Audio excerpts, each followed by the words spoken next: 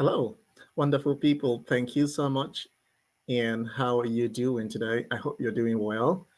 I am so excited to see you today. Do you know why? Because I am feeling great. And thank you for visiting me today. As always, if this is your first time, please, I would encourage you to click that subscribe button right there so that you would always get notification anytime I release new content because I'm always here to make sure that you get new content every now and then. And if you're a returning subscriber, thank you for always trusting me and always finding time to visit my channel so that together we can make this a collaborative section. Please always, as always, I would encourage you to please help me to share and like and comment so that this video would reach a wider audience. With that said, let's dive into the topic of today. So today I wanted to also share with you about a technique on how you can be able to wow your interviewers when it comes to Scrum Master interviews. I mean, you could always use this technique, as I always pointed out, for your other interviews. Let's say you're going for social media manager interview or whatever position it is. Believe me, this technique I'm going to share with you today works because I do realize that every, if not all, interviews require you to tell a story. And in that act of story, you should be able to have a technique in order to answer it very much in an accurate manner. So today I'll be sharing with you, and together we will be able to take a look at this technique. And what is this technique? The technique is what is called the STAR technique. STAR technique is an abbreviation or an acronym for something really wonderful. I have used that in the past. It worked, and I have continued to use it. And I think I just thought I could share with you. Many people have, there are different variations of this technique, but I thought we could use it specifically for Scrum. Again, feel free to modify and use it for any of the interviews you're going in for. It is very much flexible. It's a lightweight technique.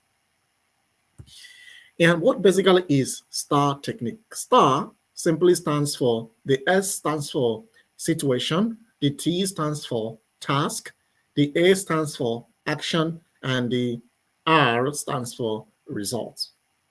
In most situations or in most interviews, you'll be asked to tell a story because remember, you have already used your resume to apply for this position. And in your resume, it says that you have about 5 years experience, 10 years experience, 20 years experience, no matter the number of experience you have. And in those number of years, it is assumed that you have a lot of experience to share. In Scrum, most interviews have gone beyond the idea of what is Scrum, how can you explain Agile, rather than tell me a time. If you are a Scrum Master and this happened, what are you going to do about it? These are called scenario-based questions. In scenario-based questions, interviewers, recruiters are mostly looking at how are you going to use your previous or your past experience in order to help them to resolve potential problems. So it is mostly a hybrid of your knowledge, your skill, and experience. So it is not just about your research or what you have been able to get trained, but it's about how can you use your previous experience. That is why sometimes, or most of the times, recruiters or interviewers mostly go for people who have wealth of experience rather than people who are fresh from college, because people who have wealth of experience, they do believe that they have more to impact or more to offer because they're going to mostly be working based on their previous experience. You get what I mean? Okay, so now STAR technique is something that would help you to structure your response so that you will be able to wow your recruiters. You want to make sure that the interviewer will be able to push you to the next step. And it is my prerogative here to share with you on how you can be able to make your interviewers curious. Let's get this guy, let's get this person right to the next step before another company takes him or her away. So you want to make sure that you're always making their curiosity, you trigger their curiosity, you want to make them to like, okay, let's move into the next step. Now, how do we apply STAR technique? As you can see, there is a question that I wanted to draw your attention to. It says, you have been just hired as a new Scrum Master. You have landed that job, right? The team you're going to work with doesn't have any experience in Agile and is very skeptic about Scrum. They want to focus only on coding and don't want to track their progress or attend any meetings. How do you influence and motivate them to use Scrum? So now, as you can see, the question is, how do you influence and motivate them to use Scrum? It didn't say, how would you force them? How would you, make them? Rather than how would you influence and motivate? I have shared in the past the different hats a Scrum Master puts on. A Scrum Master puts on different hats. What I mean by that is a Scrum Master plays different roles at different times. And a Scrum Master is an influencer. Influencer in the sense that you are helping to perhaps reshape and, in a way that people can change their decisions or people can change their mindset without forcing yourself on them. Motivation means that there is always a reason to inspire people to do what is right. In this situation, to adopt Agile and Scrum. How do we tackle this particular question? Now, what is the situation here? The situation is that this particular team, they are inexperienced about Agile and they are very skeptical about Scrum. That is the situation. They don't want to do anything about Scrum. They don't want to attend any meetings. They don't want to track their progress. They are not so concerned about the Scrum metrics. Okay, that is the situation. But now you are asked to influence and change their mindset. How do you influence and motivate them to adopt Agile and to use Scrum as an Agile framework? Now, the question becomes, what are the steps, actions that you as a Scrum Master have to take?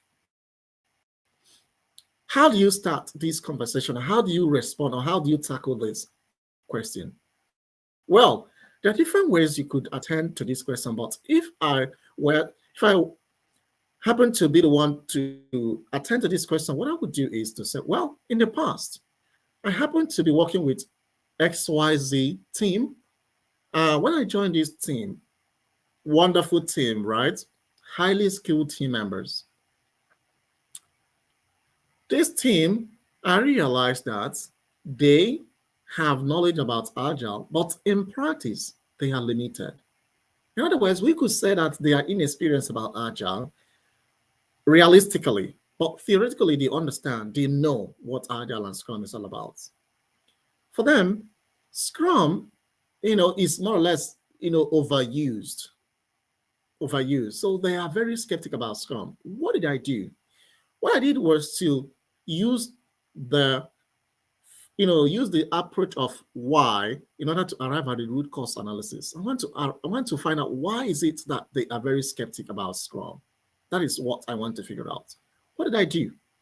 I listened to my team and they tried to give me different reasons why they don't want to adopt Scrum, why they don't want to measure their progress, whatever, blah, blah, blah. They all gave me different. I captured all of those keywords. Now, what did I do? I tried to go to our releases. I tried to go to our previous development works. I tried to study the data, using historical information in order to understand what has been what the team's Scrum and Agile practice, or even just general practice or development work has been. What did I do? I went to our cumulative flow charts. I used our Jira sprint report. The burn down chart was there, and I captured the past releases, the past development work. For example, in the last 3 years, just to understand the pattern. And I realized that there are a couple of times that this team would create an epic, for example, and they would abandon it. They will create different issue types. They would not finish it. They will abandon it. Some of these issue types in the backlog have been staying there for a number of years without nobody taking care of it. And I realized that most of the times, this team do not finish their stories they have committed for the sprint. I mean, I just wanted to study why, what is going on. Having used this information, I have to schedule the team time to share my concerns and observations. And with that information, I began to capture their attention. Okay, so with that, now they were left in between. What should we do? That gave me the opportunity to draw their attention on how Scrum could be a remedy. I began to talk about, for example, the daily stand-up, that the daily stand-up, excuse me, through the daily stand-up, we can be able to inspect and adapt. By being on the front end, on the front line, I was able to figure out why is it that based on the cumulative flow chart, the information I have, why is it that the team usually have scope creep? I mean, there are things I figured out, and I realized that the idea of the scope creep was because stakeholders used to change priorities. Stakeholders used to, draw or, take away team members from the sprint goal for them to, take care of another priority within a sprint. By drawing their attention and trying to create that awareness, now I was in charge, or I was much more empowered to propose, hey guys, what if we give Scrum a chance, perhaps for 2 week sprints, for 2 sprints, or for 3 sprints, or perhaps in a release. And if it doesn't help us to improve, then we can go back to our old way of practice. Well, they said, what do they stand to lose? And they said, okay, you got the lead. And do you know that that particular release was one of the best releases they have ever had? And from that standpoint, henceforth, they began to accept Agile and Scrum as a practice. How does that look like? How does my explanation sound like? Does that sound reasonable enough? Does that sound like I have covered the question using the STAR technique? Now, could you see the situation? The situation was these guys were not experienced. They were inexperienced about Agile. The task was for me to influence their mindset, to motivate them. And what did I do? I started by understanding the why. I started by studying the historical fact about the Scrum practice, or what the practice has been so far in the past years. And then I started by making a proposition. And the result was that it improved the team's performance, especially development and release. And at the end, they were happy to accept and adopt Agile. Can you say that I have, in my storytelling, influenced and motivated this team to accept and use Scrum moving forward? Like I said, you could always modify this answer. You could always modify this technique in your different interview scenarios. But believe me, if you are a practicing Scrum Master and you want to improve, or you are going for an interview, this technique could help you. And if you're a potential Scrum Master and you are not sure, you're at that point in time where you are scared on how you can answer questions, especially scenario-based questions. You're not sure. Believe me, the STAR technique would help you to get to that point where you said, okay, now I think I'm fulfilled. All right, I am looking forward to your own thoughts, questions about the STAR technique, or how you think I could have answered this question, right? I mean, this is my own approach, but I am hoping that there could be much more another approach, perhaps much more refined than mine. That's where we're going to stop for today. Thank you for your time. Thank you so much for always coming to my site. I really, really do appreciate you. You mean a whole lot to me. Please help me to share this video, like, and comment, so that we can be able to build this community of practice and we can reach a wider audience. Thank you so much. In the meantime, I hope you stay well. Bye for now.